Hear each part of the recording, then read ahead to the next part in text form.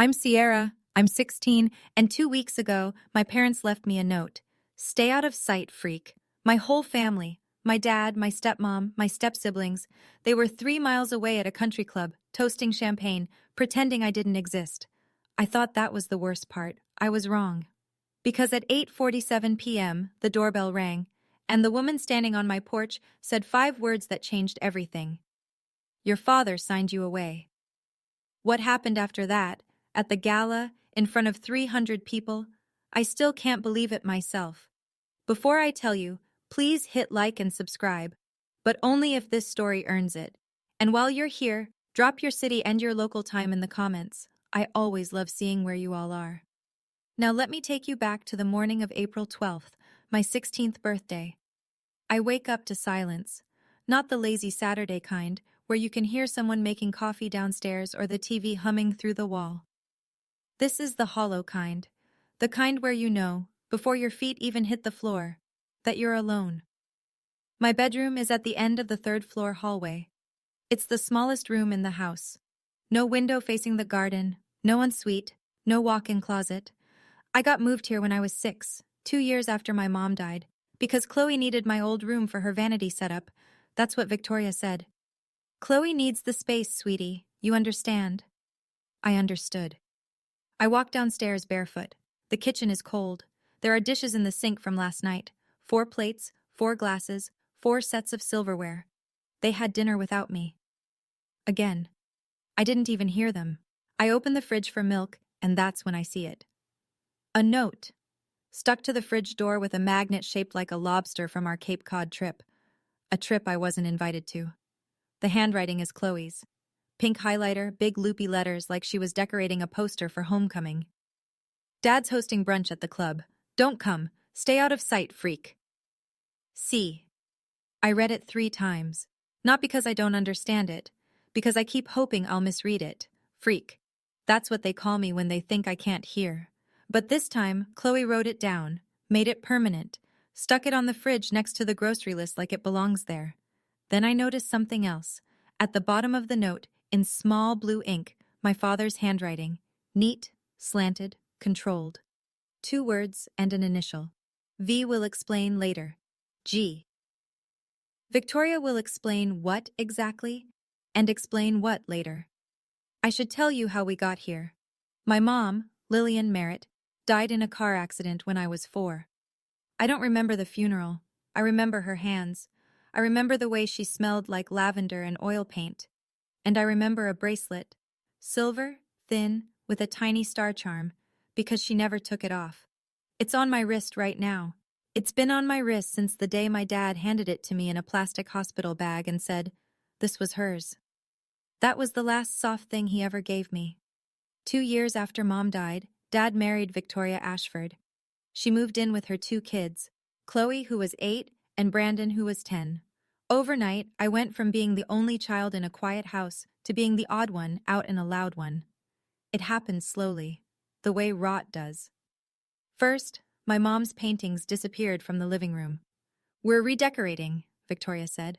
Then her photos came off the hallway wall. It's healthier for Grant to move forward. Then the anniversary of her death passed without a word. No flowers, no candle, nothing. And every year, I shrank a little more. Last Christmas, Victoria hired a photographer for a family portrait. I came downstairs in my nicest sweater. Victoria looked at me and said, "Oh, we didn't want to bother you. You always look so uncomfortable in photos." The portrait hangs in the dining room now. Grant, Victoria, Chloe, Brandon, 4 smiles, no Sierra. I told my dad it hurt. You know what he said? "Don't make this harder than it needs to be, Sierra." My mom left me this bracelet. My dad once tried to give it to Chloe for her junior prom. I hid it in my sock drawer for a week. But what I didn't know, what nobody told me, was that my mother left me something else. Something much bigger than a bracelet. I stand in the kitchen for a long time after reading that note. Then I do something stupid. Or maybe something brave. I'm still not sure which. I open the pantry, find a box of vanilla cake mix that's been there since Chloe's last birthday, and I make myself a cupcake. 1 cupcake. In a single ramekin, because I can't find the muffin tin. I stick a birthday candle in it, one of those cheap ones from the junk drawer, already half melted from some other celebration that wasn't mine. I light it with the stove, and I sing, "Happy birthday to you." My voice cracks on the second line. By the third, I can barely get the words out. I blow out the candle. I don't make a wish. I stopped wishing for things from this family a long time ago. I pick up my phone. No texts. No missed calls. Not from Dad. Not from Victoria. Not from Chloe or Brandon. Zero. I scroll through my camera roll because I don't know what else to do with my hands, and I find it. The only photo I have of my mother. It's blurry, taken on an old phone, maybe by a nurse. Mom's holding me. I'm maybe 3. She's smiling at the camera, and on her wrist, the same silver bracelet I'm wearing right now. I sit on the kitchen floor. I pull my knees up, and I cry. Not because of the note. Not because of the party I wasn't invited to. I cry because I finally hear the thing I've been whispering to myself for 12 years, and for the first time, I let it be loud. I've been apologizing for existing in this house for 12 years, and no one ever told me to stop. The clock on the microwave reads 8:47 p.m. The doorbell rings. I almost don't answer it. I'm glad I did. I wipe my face with the back of my hand, toss the candle in the trash, and walk to the front door. I figure it's a package. Maybe a neighbor's DoorDash left at the wrong house. It's not. There's a woman on my porch. Late 50s maybe. Silver-streaked hair, pulled back in a low twist. Gray blazer over a white blouse, like she just came from court. She's holding a large brown envelope. Thick, the kind with a metal clasp. And her eyes are red. Not like she's been drinking. Like she's been crying. She sees me and goes very still. "You look just like her," she says. I don't know what to say to that. Like who? Your mother. I haven't heard a stranger say that word, mother, in connection to me in years. It hits me somewhere behind my ribs. Who are you? My name is Dorothy Kessler. I'm an attorney, and I was your mother Lillian's closest friend. I've never heard this name, not once. Dad never talks about Mom's friends. Dad never talks about Mom at all. Dorothy glances past me into the dark house. Are you alone? Yeah. Something tightens in her jaw. She looks at the note still stuck to the fridge. She can see it from the doorway. She reads it. I watch her face change. Then she sits down on the porch step, right next to me, like she's known me my whole life. And in a calm, steady voice, the kind of voice that tells you bad news without making you feel small, she says, "Did your father ever tell you about your mother's will?" I shake my head. Your father signed away his parental rights this morning. He filed the papers at 9 a.m. on your birthday. Do you understand what that means? I don't. Not fully. It means, legally, he is no longer your father. And that triggered something your mother put in place 16 years ago. We sit at the kitchen table, the same one where 4 plates were used without me last night, and Dorothy makes tea. She moves around the kitchen like she's memorizing it, like she's angry at the walls. How long have you been looking for me? I ask. 12 years. She sets the mug in front of me. Your father changed his number 6 months after Lillian passed, moved from Stamford to Westport, told mutual friends you were at a boarding school in New Hampshire. I hired a private investigator twice. Dead ends both times. So, how did you find me now? Because your father made a mistake. When he filed the papers to relinquish custody, it triggered a flag, a legal alert your mother's attorney set up when the will was drafted. The moment Grant Merritt stopped being your legal parent, I was notified. I stare at the envelope on the table. What's in there? Dorothy opens it slowly. Inside is a stack of yellowed papers with a notary seal, a smaller sealed envelope, and a photograph I don't recognize. This, she says, holding up the notarized document, is your mother's original will. She made it the year you were born. Your father told everyone it didn't exist, but it does. I have the original because Lillian gave it to me for safekeeping. She explains it simply. Mom owned things. The house we're sitting in, a cabin in Vermont, a piece of land in Maine. a trust fund meant for my education, and a collection of paintings from my grandmother's side. All of it was left to me. Only me. Managed by a guardian until I turned 18.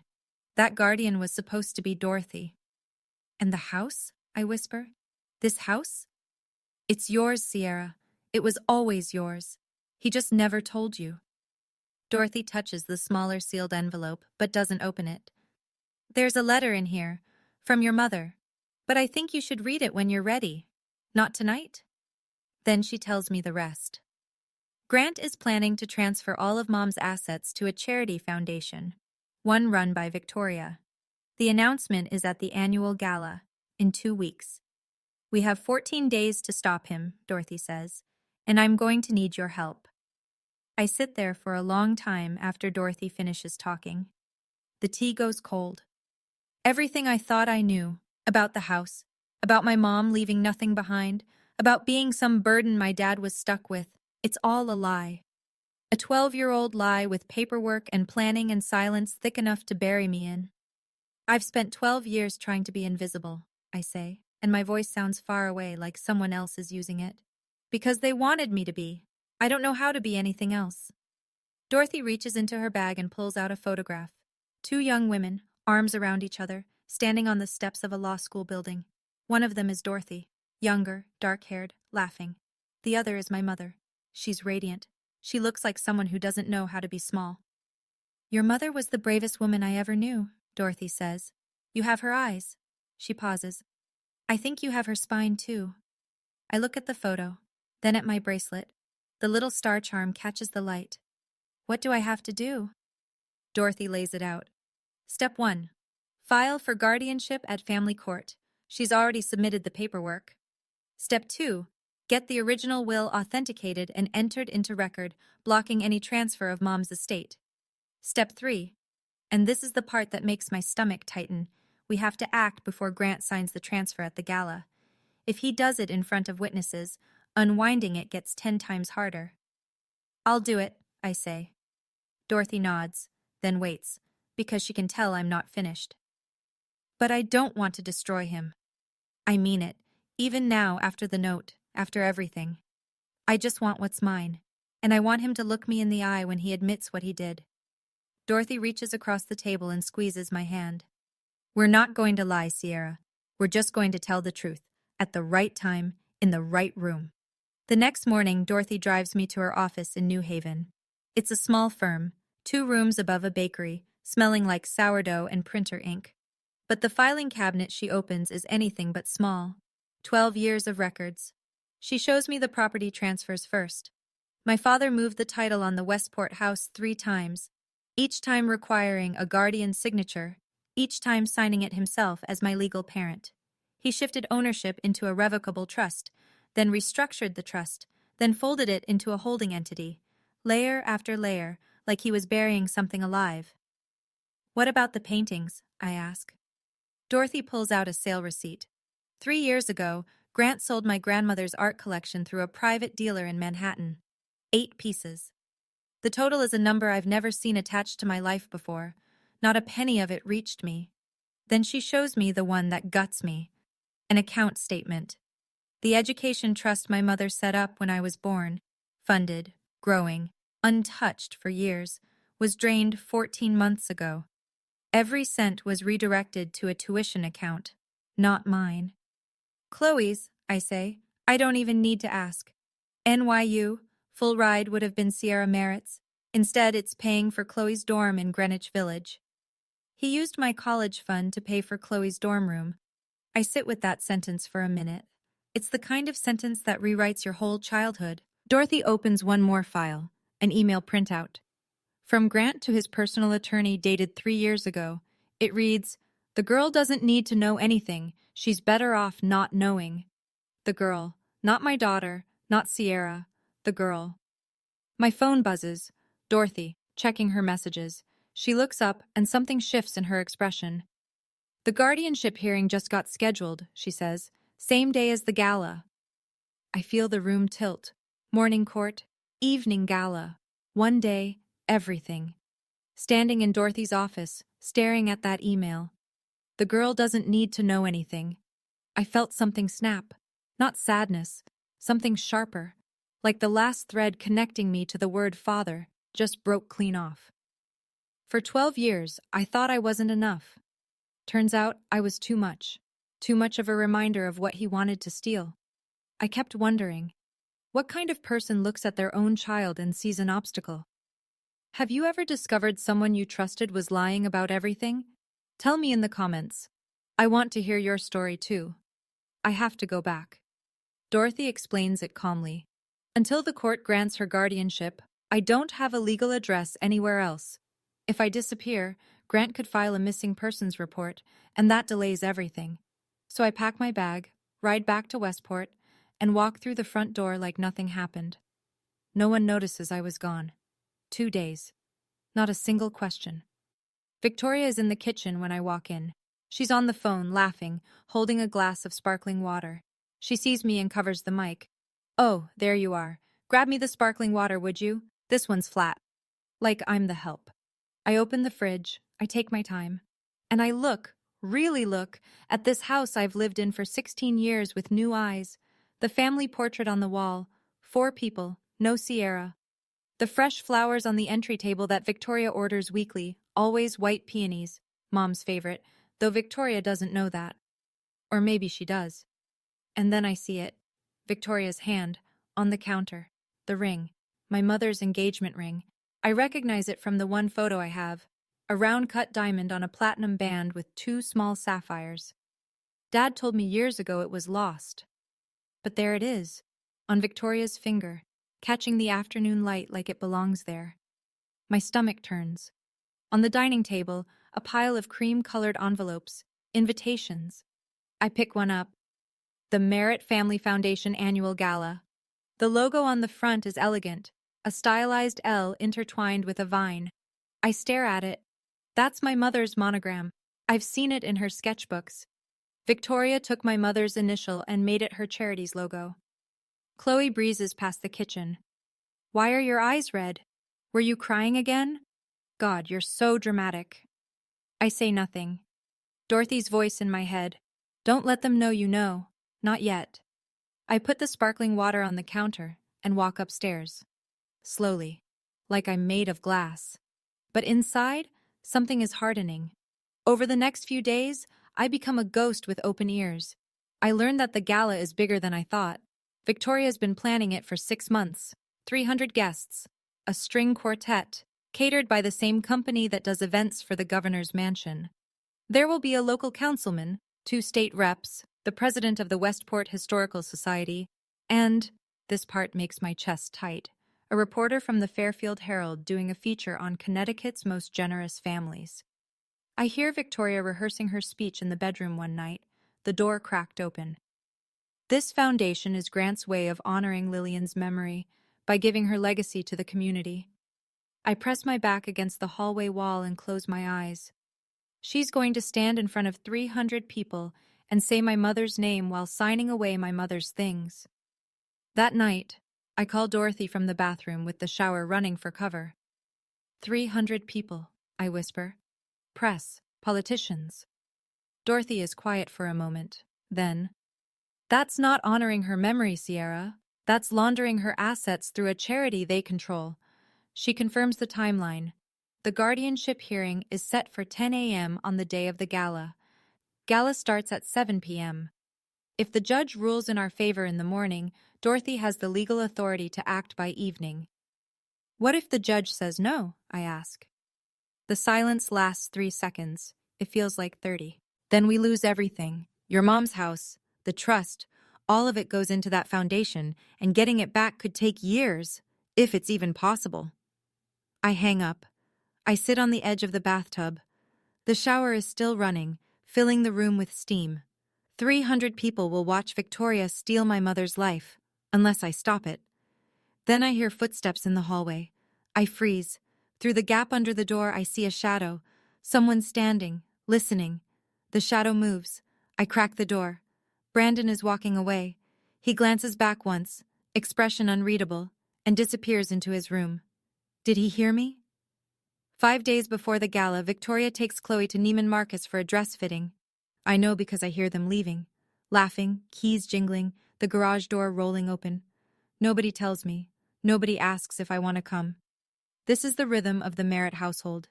Things happen around me, never to me, never for me. That evening, Chloe comes home with a garment bag slung over her arm like she's carrying a trophy. Black floor-length gown. She hangs it on the back of her door and leaves it open so everyone in the hallway can see it. At 9 p.m., Victoria knocks on my bedroom door. She does the thing she always does. Leans against the frame, head tilted, voice laced with synthetic concern. Sweetie, the gala is a family event. Important people will be there. I think it's best if you stay home. You'd just be anxious the whole time. I'm doing this for you. Actually, I say, I was hoping to come. Her eyebrows lift, just barely. A ripple in the mask.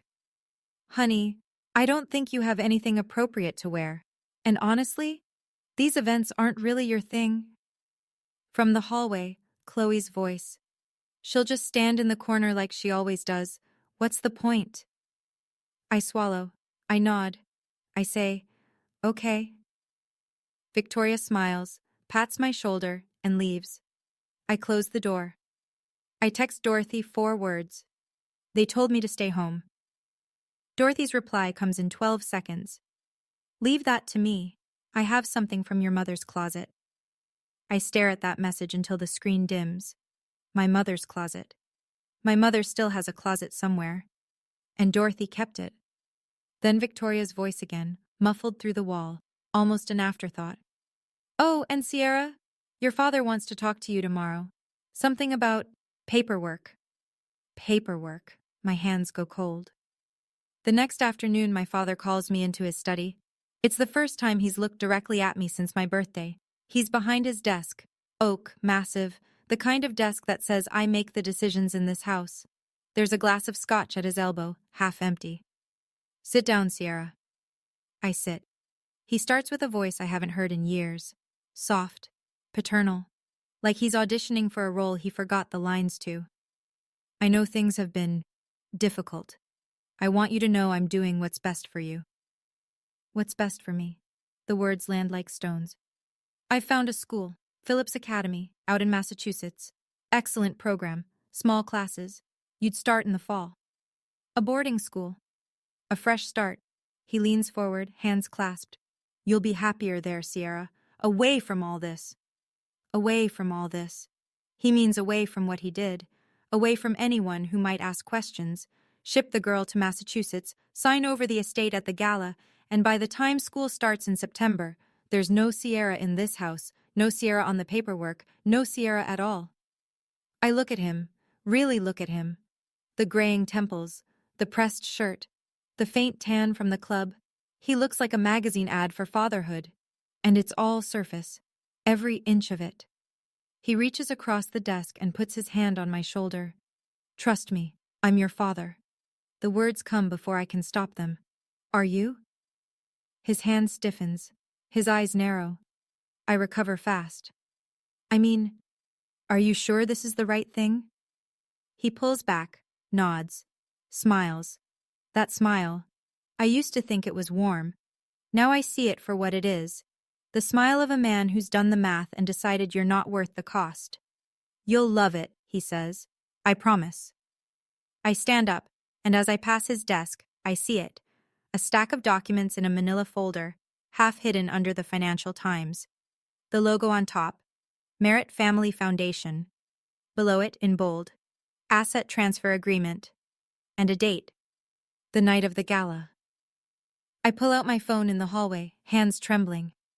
I photograph the folder through the study door, and I send it to Dorothy.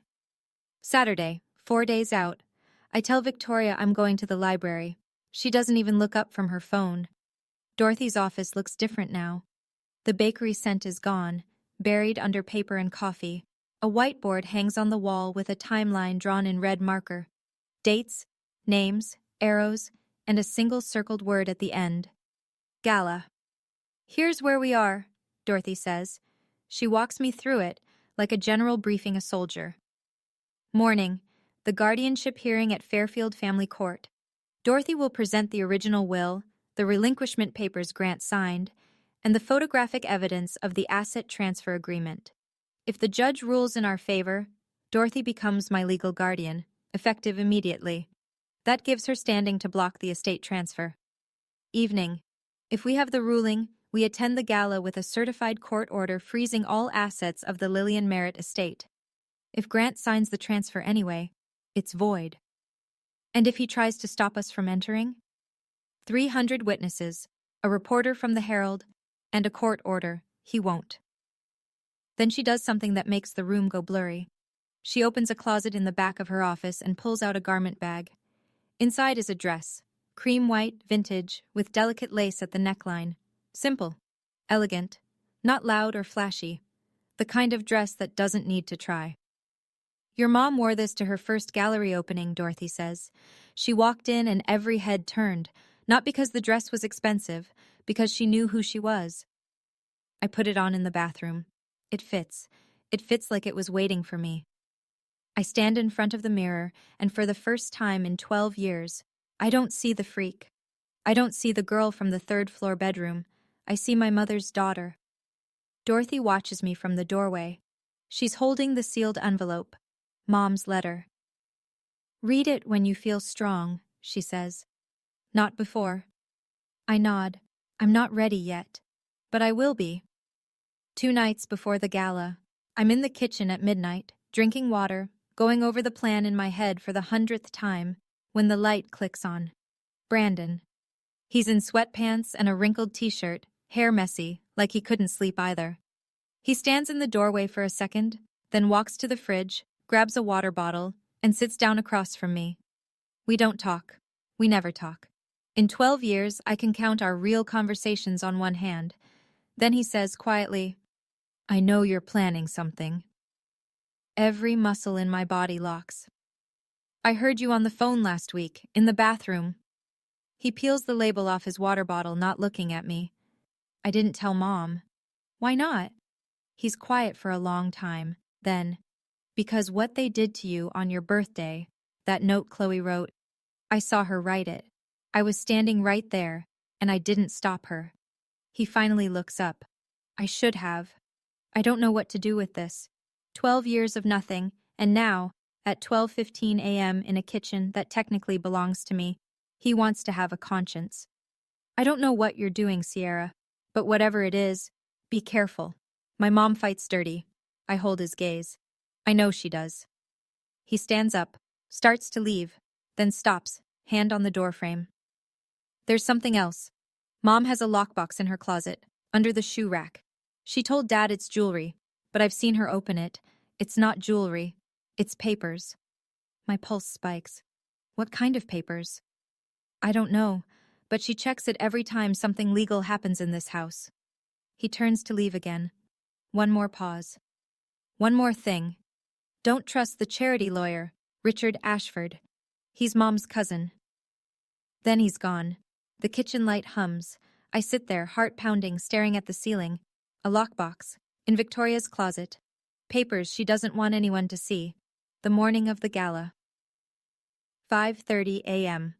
The house is dead silent. I have maybe 90 minutes before anyone wakes up.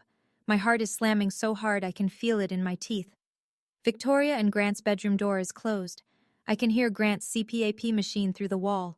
A low, rhythmic hiss. Victoria sleeps with earplugs and a silk mask. I know this because she reminds everyone, constantly, how sensitive she is to light and sound.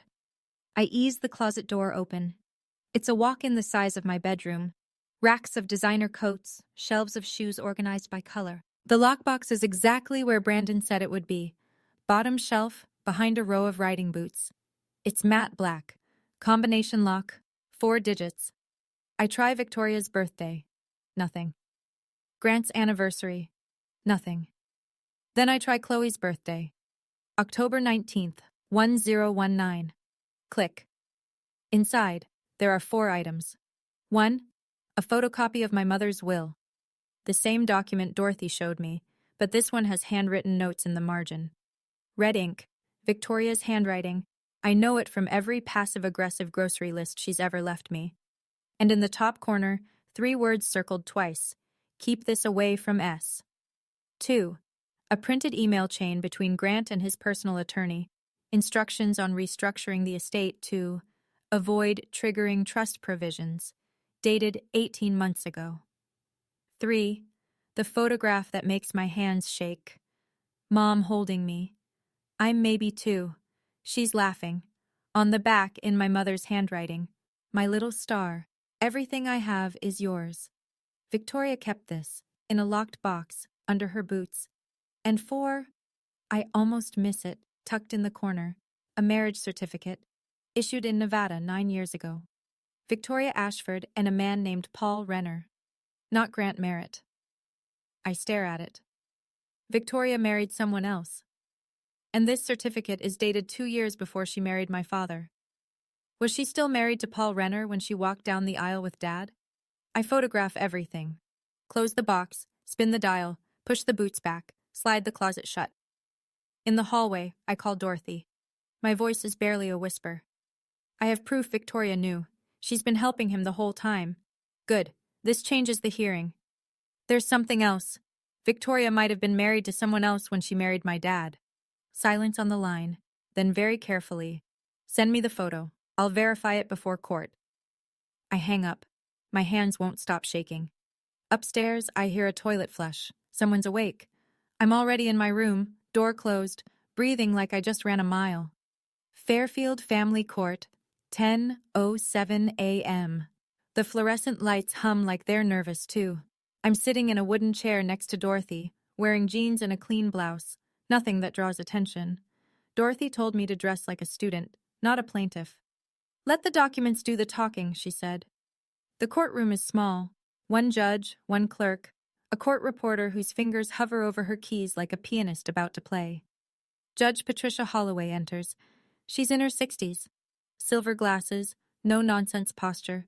The kind of face that's heard every lie in the state of Connecticut and isn't impressed. Dorothy presents our case. She's calm, precise, unhurried. The will, the notary seal, the relinquishment papers Grant signed on April 12th, the photocopy from Victoria's lockbox with the red ink note, "Keep this away from S." The photograph of the asset transfer agreement dated tonight. The judge reads every page. She doesn't rush. Then the door opens. Richard Ashford, Victoria's cousin, the foundation's lawyer, walks in. He must have been tipped off. He argues that the will is outdated and the estate has been lawfully restructured. Dorothy doesn't flinch. She presents the chain of custody for the original will, notarized, stored at a registered trust bank, never contested, never revoked, never superseded. Judge Holloway removes her glasses. She looks at Richard Ashford for a long moment, then at me. I knew your mother, young lady. She clerked for me 30 years ago. A pause. She was meticulous, and this will is airtight. She puts her glasses back on. Guardianship is granted to Dorothy Kessler, effective immediately. I am also issuing a temporary restraining order freezing all transactions related to the Lillian Merritt estate until a full review is completed. Richard Ashford's pen drops. He doesn't pick it up. Dorothy squeezes my hand under the table. I squeeze back. Outside the courthouse, the April sun is blinding. Dorothy turns to me, leans against the car, and says, "That's step 1. Step 2 happens tonight." She opens the trunk.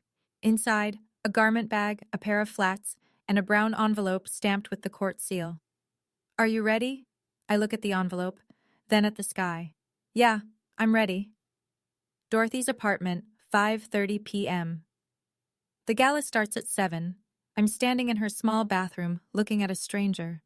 The dress, Mom's cream white dress, fits like a second skin. The lace at the neckline rests just below my collarbone. The hem falls right above my ankles. I'm wearing flats, not heels, because Dorothy said, "You want to be steady, not tall." She helps me pin my hair up, twisting it into a loose bun the way she says Mom used to wear it. A few strands fall around my face. Dorothy's hands pause. She wore her hair exactly like this at the gallery opening, Dorothy says. Her voice catches. You could be her twin. I look at my reflection, the silver bracelet on my left wrist, the lace, the way the light hits my jaw. For the first time, I don't look lost. I look like I belong somewhere, just not where I've been. Dorothy hands me the court order in a crisp manila envelope.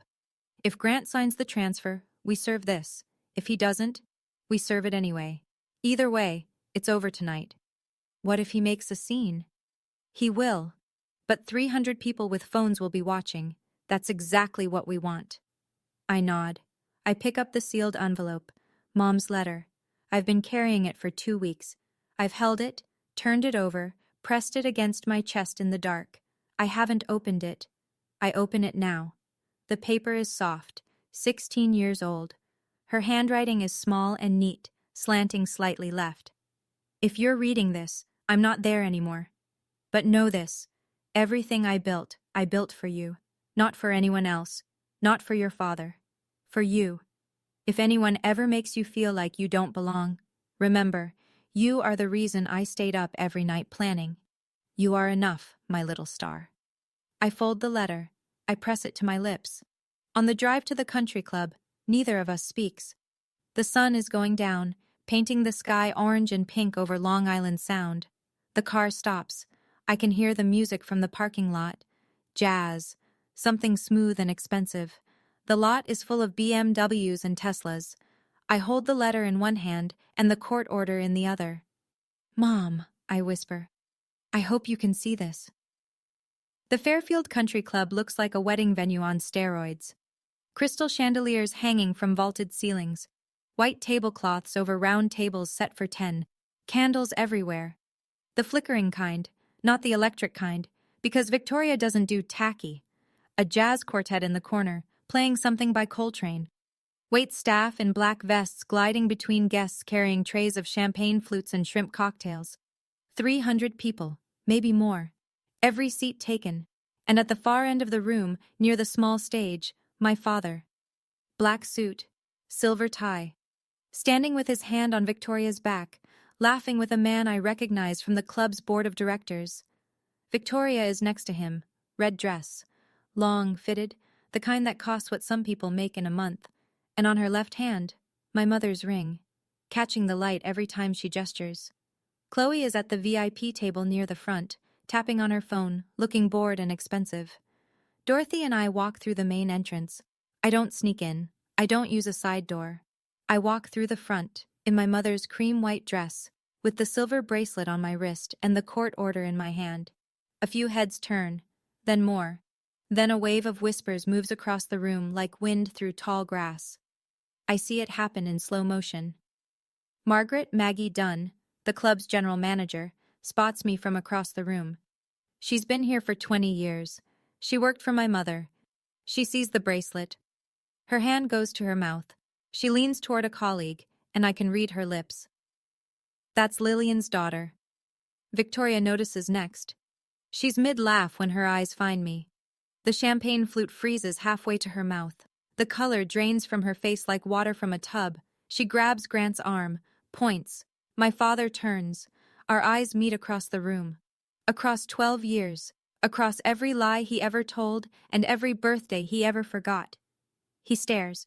Then he smiles. That country club smile. The one built for cameras and strangers. He walks toward me. Slowly. Controlled. He leans in. His voice is low, sharp.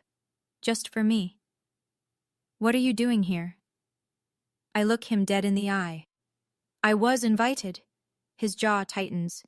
You need to leave. Now. I don't blink. I don't think I will. Grant's hand closes around my elbow.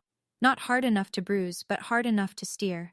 He moves me toward the corner of the room, behind a potted fern the size of a small tree, where the acoustics are bad and the lighting is worse. His voice is a controlled hiss.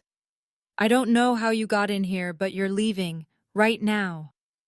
That's interesting, I say. Because according to the court order issued this morning, I have more right to be here than you do. Something shifts behind his eyes. A fracture in the confidence. Victoria appears, materializing the way she always does, perfectly timed, perfectly composed. She puts her hand on my arm and turns on the voice. The warm one. The PTA one. Sierra, honey, you look lovely, but this isn't really your kind of... Victoria.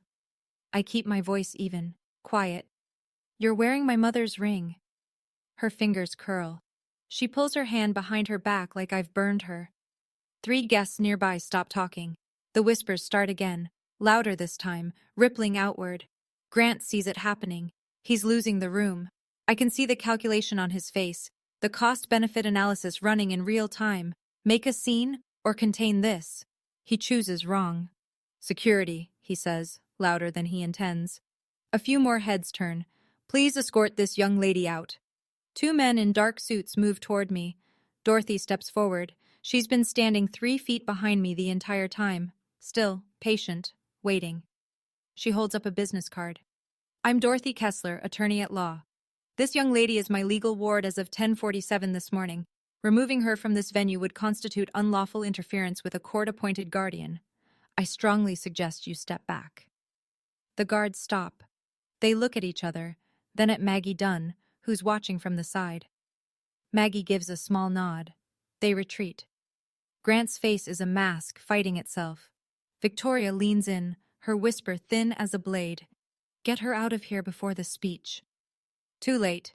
The MC is already at the podium. The spotlight swings. A voice fills the room. Ladies and gentlemen, please welcome our host for the evening, Grant Merritt. The room applauds. Grant straightens his tie. He has no choice. He walks toward the stage. I take my seat in the front row. Grant takes the stage like a man stepping onto a landmine and pretending it's a dance floor. The spotlight hits him. He smiles, that wide, practiced donor dinner smile, and waits for the applause to settle. Thank you all for being here tonight. This room is full of people who believe in something bigger than themselves, and I'm honored to stand with you. Polite applause. Victoria beams from the front table, hands folded, queen of the evening. Then he says her name. My late wife, Lillian, believed in giving back. She was an artist, a dreamer, and the most generous person I ever knew. My throat tightens. He hasn't said her name to me in years. But here, in front of cameras, he wraps it in gold. Tonight, to honor Lillian's memory, Victoria and I are proud to announce the Merritt Family Foundation, dedicated to arts education for underprivileged youth throughout Fairfield County. More applause. Louder now. People nod. This is the part where rich people feel good about being rich. Grant picks up a document from the podium, the asset transfer agreement. I recognize it from the photo I took in his study. He holds up a pen.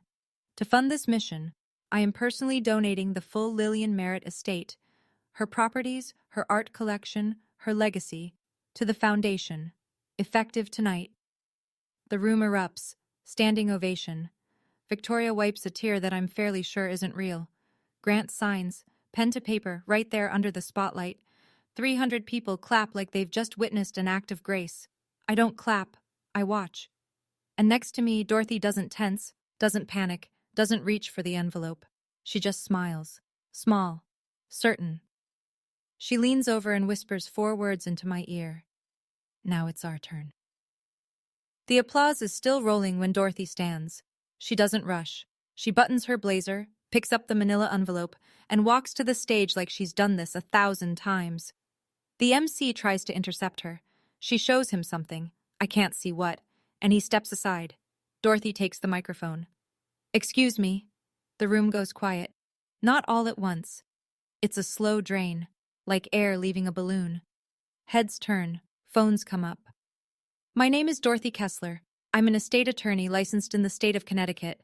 I have a court order from Judge Patricia Holloway, issued this morning, freezing all assets of the Lillian Merritt estate. Silence. The kind you can feel on your skin. The document Mr. Merritt just signed is legally invalid. He has no authority to transfer these assets, because they were never his. Grant steps forward. This is ridiculous. Who let this woman... Dorothy doesn't raise her voice. She doesn't need to. These assets belong to Lillian Merritt's sole heir, as designated in her original notarized will, a will Mr. Merritt concealed for 12 years. She turns to me. 300 pairs of eyes follow. I stand. My knees are water. My spine is steel. I walk to the stage. I take the microphone. And I look at my father. My name is Sierra Merritt. Lillian Merritt was my mother. She left a will that names me as her only heir. My father hid it for 12 years. Every property he just tried to donate, the house, the cabin, the art collection, belongs to me. The room doesn't whisper.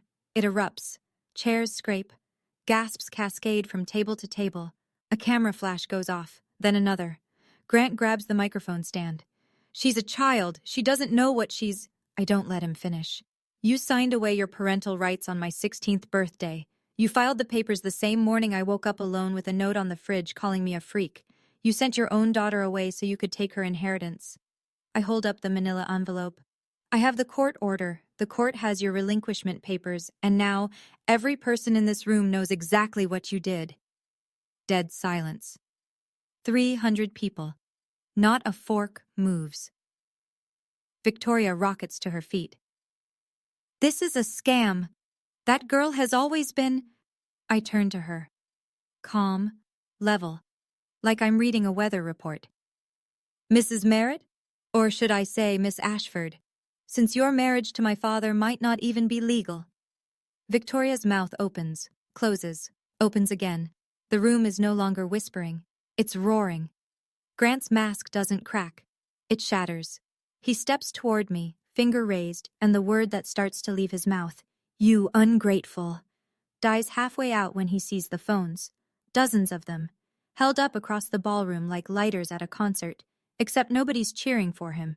He pivots, tries the other voice, the soft one, the concerned father one, the one he uses when the audience is watching.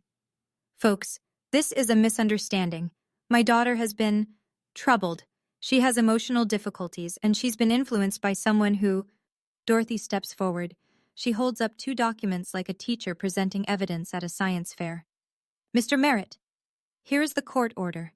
And here, she raises the second page, is a photocopy of your late wife's will, found in your current wife's personal lockbox, with her handwritten note in red ink. She reads it aloud. Keep this away from S. Victoria's voice is shrill, cracking. I've never seen that before. Dorothy is unmoved. It was verified this morning, your handwriting, your fingerprints. Grant spins toward Victoria, and the thing that comes out of his mouth, the sentence that will follow him for the rest of his life, he says in front of 300 silent witnesses, "You told me you destroyed that." The room inhales. He just confirmed it, all of it, in one sentence. Victoria looks like she's been slapped. Grant realizes what he's done. His hand drops. His jaw works, but nothing comes out. From the VIP table, Chloe stands, mascara already streaking. This is her fault. She always ruins everything. She's... Enough. The voice comes from the side of the room. Maggie Dunn, the club's general manager. She's walked to the nearest microphone, the one by the string quartet. I worked for Lillian Merritt for 5 years. I recognized that bracelet on Sierra's wrist. Lillian never took it off. And Lillian told me more than once that everything she had was for her daughter. A pause. Then someone claps. One person, then 5, then 50, then the whole room. Not for Grant, not for the foundation, for me. The applause fades. The room waits. I look at my father. He's still on the stage, but he's alone now. Victoria has stepped back, physically distanced herself, like he's contagious. Chloe is sobbing at the VIP table, her black gown twisted in her lap. The councilmen and the board members have quietly moved to the back of the room. No one is standing near Grant Merritt. I could destroy him right now. I could read the email. The girl doesn't need to know anything, out loud, and let the Herald reporter print it tomorrow. I could wave Victoria's marriage certificate and watch the gasps multiply. I don't, because that's not why I'm here. I take a breath. I speak into the microphone. My voice isn't loud. It doesn't need to be.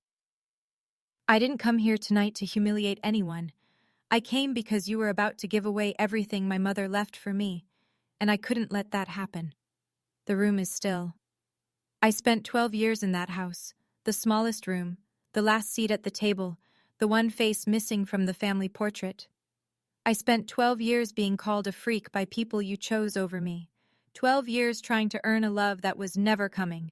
I look directly at him, at the man who used to carry me on his shoulders. I'm done trying. He flinches. It's small, but I see it. 300 other people see it too. I'm not asking for your apology. I don't need it. The estate belongs to me. The court has confirmed it, and I'm leaving tonight with my guardian, Dorothy Kessler, who, unlike you, kept her promise to my mother. I touch the bracelet on my wrist. The little star charm is warm from my skin. Mom, I say, softly enough that only the front row can hear, I kept it safe, just like you asked. I turn from the stage and walk down the center aisle. Dorothy falls in beside me. Our heels click in sync on the hardwood floor. Behind us, silence first, then applause. Not polite applause, the real kind, the kind that has weight. I don't look back. We make it to the lobby before my legs give out. Dorothy catches my arm. Sit, she says, guiding me to a bench near the coat check. Breathe. You did it. My hands are shaking. My whole body is shaking. But something in my chest, something that's been clenched tight since I was 4 years old, is finally letting go. Through the glass doors to the ballroom, I can see the fallout unfolding in real time. Grant is standing at the podium, alone, staring at the signed document that is now worth nothing. 2 board members are speaking in low, urgent tones near the bar. The Herald reporter is scribbling in a notebook so fast her hand is a blur. Victoria is nowhere in the ballroom. Then I spot her, through a side window, in the parking lot, pacing, phone pressed to her ear. She's calling someone. The call isn't connecting. She tries again. Again. Richard Ashford, Victoria's cousin, the foundation's lawyer, is walking very quickly toward the exit, briefcase in hand, not making eye contact with anyone. Chloe hasn't moved. She's sitting at the VIP table alone. Mascara tracks down both cheeks, staring at her phone like it holds some answer. It doesn't. And then there's Brandon.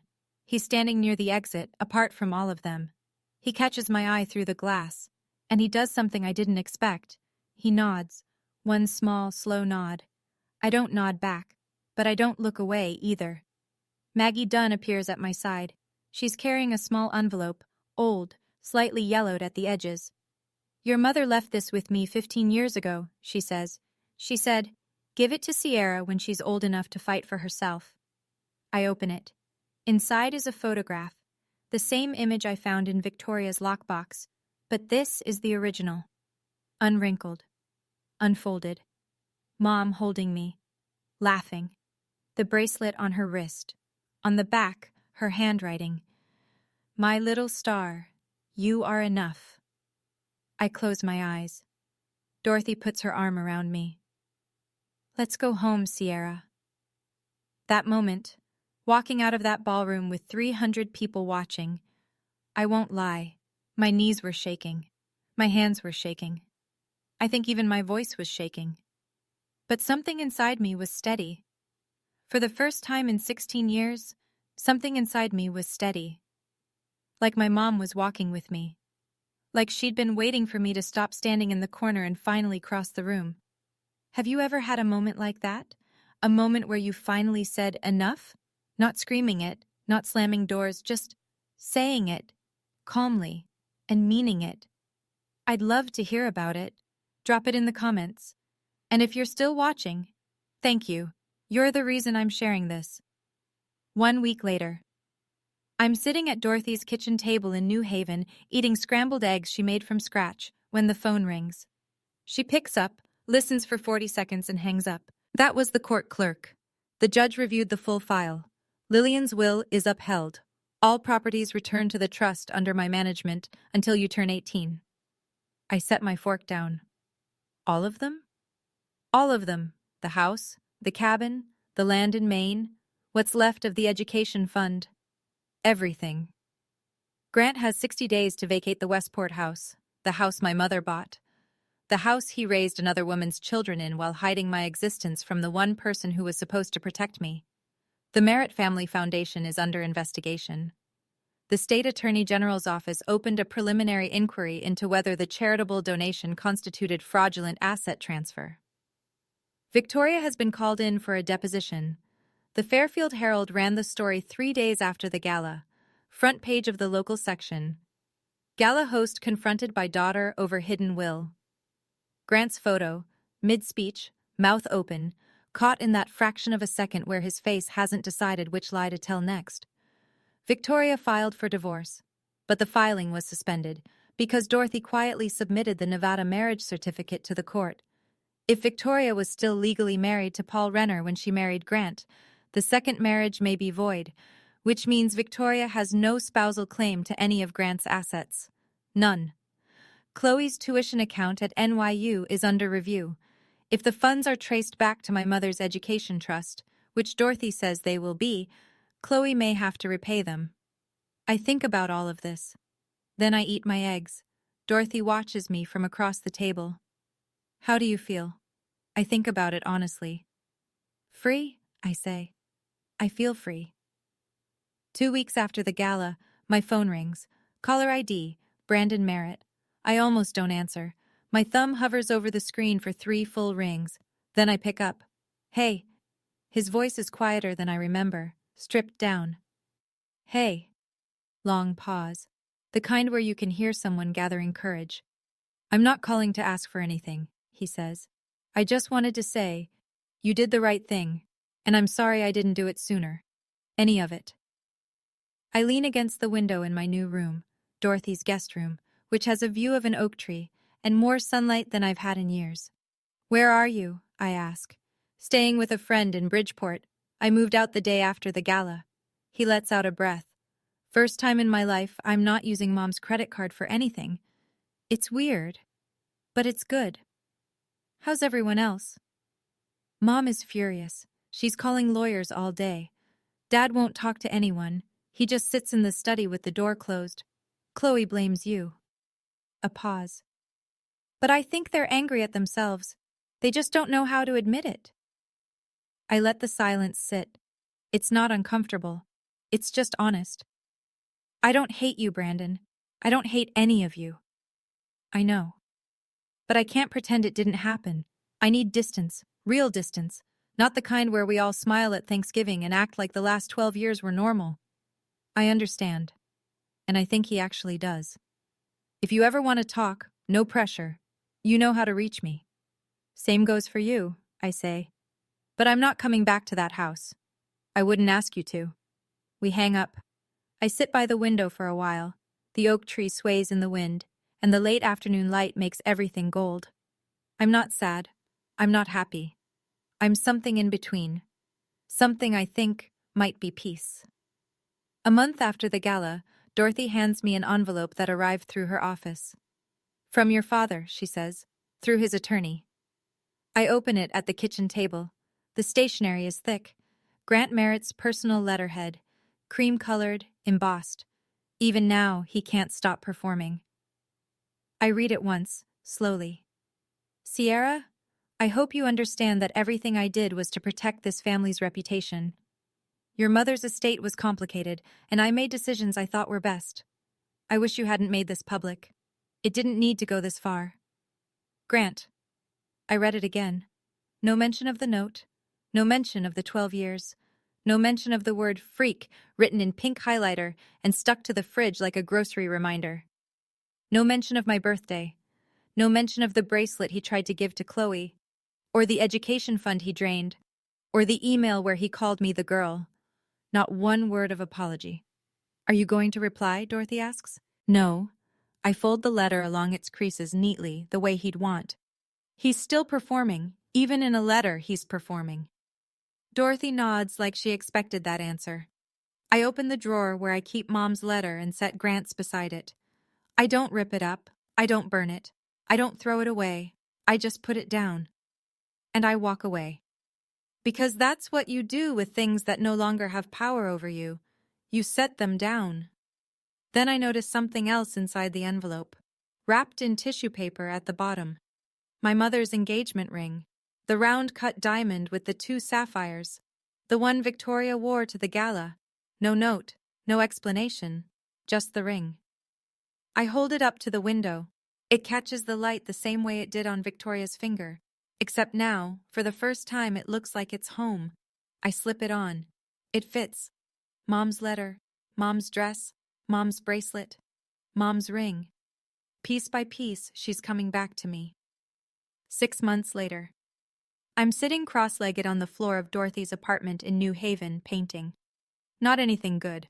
I'm still learning. Right now it's a bowl of oranges that looks more like a pile of softballs. But the brush feels right in my hand. the same way it must have felt in Mom's. Dorothy hung my first painting, a watercolor of the oak tree outside my window, on the living room wall, right above the couch. She didn't ask permission. She just did it, the way you do things for people who belong in your home. I go to a new school. It's smaller than Westport, no lacrosse team, no college counselor with a waiting list. But I have friends for the first time. Real ones. Two girls from my art class who don't know a thing about the Merit Gala, and I like it that way. The Westport house is under the trust now. I haven't been back. I'm not ready. Maybe next year. Maybe never. Dorothy says there's no rush, and I believe her. The cabin in Vermont, that's different. Dorothy and I drove up last weekend. It's small, tucked into the Green Mountains, with a porch that faces east so you get the sunrise. When I walked in, I stopped breathing. Mom's paintings were still on the walls. Grant never came here. He never touched this place. It was like stepping into a room she'd just left. Her brushes were still in a coffee can on the windowsill. Her hiking boots were by the door. I sat on the porch for 2 hours, wrapped in a quilt that smelled like cedar, watching the trees turn gold and red. On my wrist, the silver bracelet. On my right hand, Mom's ring. She would have loved seeing you here, Dorothy said from the doorway. I think she can see me, wherever she is. I think she's been watching this whole time. I'm 16 and I'm starting over. That should feel scary. It doesn't. It feels like breathing. People ask me if I regret it. If I wish I'd done it differently, quieter, more private, without the stage and the spotlight and the 300 witnesses with their phones out. Honestly? No. Not because I wanted to embarrass anyone, but because silence was what kept me trapped for 12 years. My father counted on my silence. Victoria counted on it. Chloe counted on it. They built an entire life on the assumption that I would keep being small, keep being quiet, keep eating alone in the kitchen, and sleeping in the smallest room, and pretending that "don't make this harder than it needs to be" was love. It wasn't love. It was control. And the only way to break it was to say the truth out loud. In a room full of people, where no one could rewrite it. I learned something on that stage. You don't need someone's permission to exist. You don't need to earn the right to be seen. And you definitely don't need to shrink yourself so other people feel bigger. I also learned something about family. Family isn't blood. It's not a last name or a Christmas portrait or a seat at a gala table. Family is the woman who drives 12 years to find you. Family is the person who keeps your mother's dress in a closet because she believes someday you'll need it. Family is a quilt on a porch in Vermont and a painting hung on the wall without asking. Dorothy is my family. And for the first time in my life, I know what that word actually means.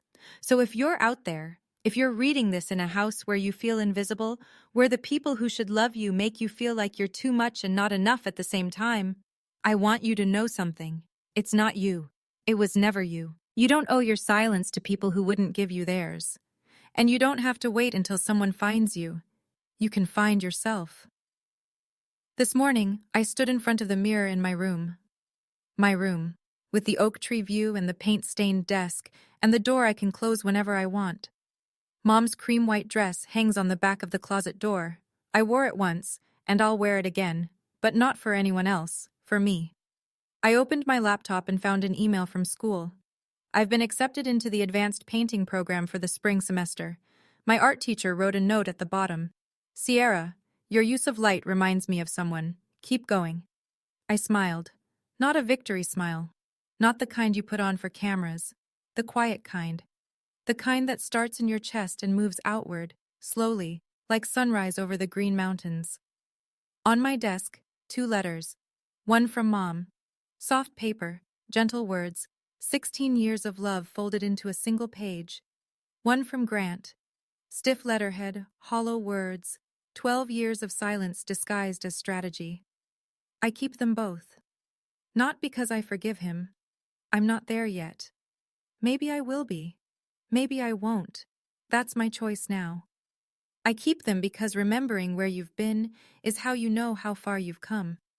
Outside the window, it's autumn in New Haven. The oak tree is golden. The sky is sharp and blue and impossibly wide. And I'm here, breathing, painting, starting over. Not the girl from the third floor room, not the freak on the note. My mother's daughter, Dorothy's family, my own person.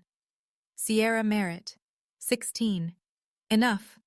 That's my story. And if you made it all the way to the end, thank you. Really. It means more than you know. If this story reminded you of someone or something you've been through, share it. Sometimes knowing you're not alone is the first step. And if you want to hear what happened next, because trust me, there's more.